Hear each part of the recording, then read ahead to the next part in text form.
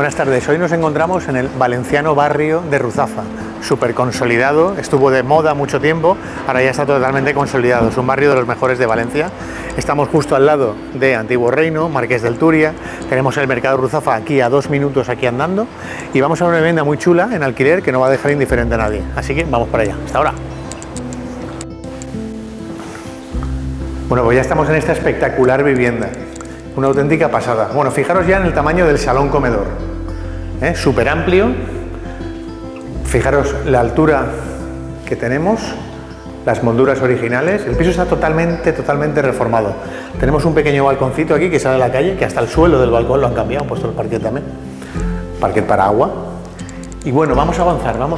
Vamos a seguir por aquí. Fijaros la amplitud. Aquí tenemos ya la cocina, que está abierta al salón.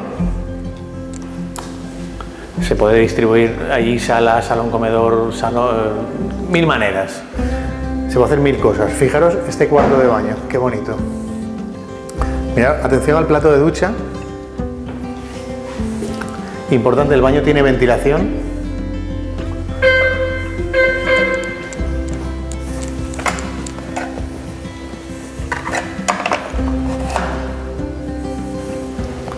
Y si continuamos, aquí ya encontramos un armario empotrado, que toda capacidad de almacenaje viene bien.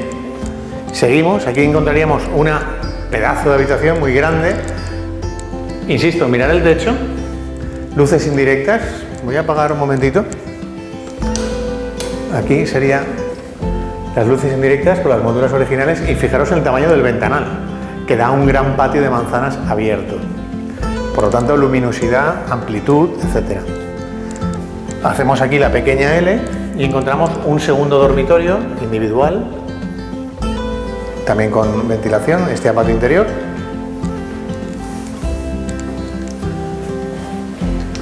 Un segundo cuarto de baño.